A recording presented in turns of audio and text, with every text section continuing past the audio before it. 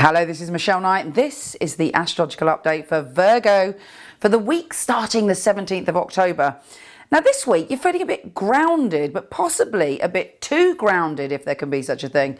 The sun in your second house is making you go, okay, I've got to be really practical. I've got to look at money matters. I've got to think about my security. And then that's trining Neptune in your sixth house of equal sensibleness. I've got to take care of my health. I've got to do this. I've got to do that. I've got to do the other. Is there a part of you that's not paying attention to your emotions and what's authentic emotionally?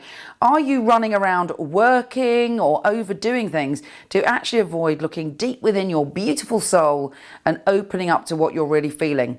Now, Virgos are very good at cutting off their emotions and then feeling like so over emotional they don't know how to contain themselves. And it's all about those extremes.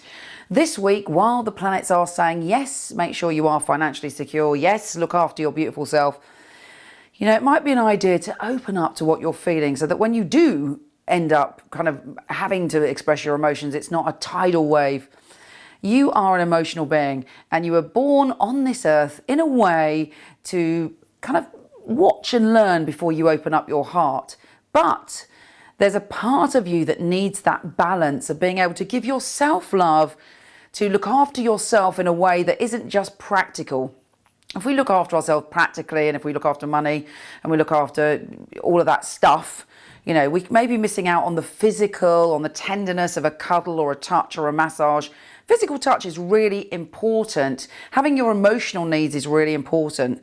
You know, animals can die if they're not touched and if they're not massaged or if they're not given that physical tenderness.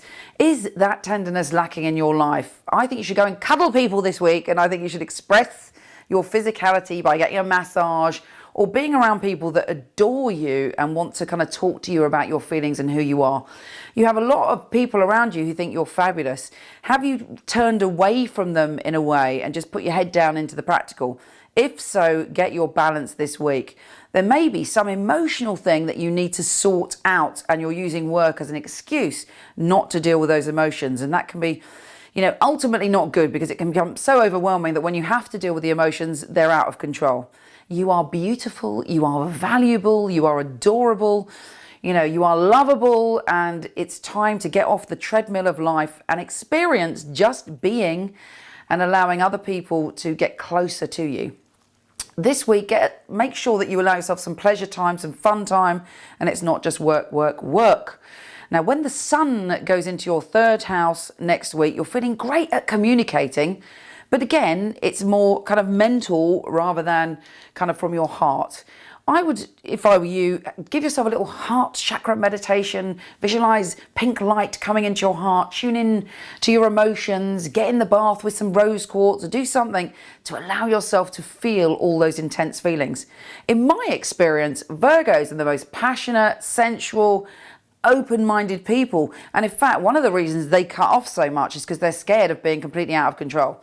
Let go of that fear this week. Allow yourself to have the balance of all the things you have to do, because looking at the heavens, there probably is a lot of practical things you have to do this week. But indulge yourself a little bit and allow other people to talk to you about what's going on emotionally. I send you so much love, and I'll speak to you soon.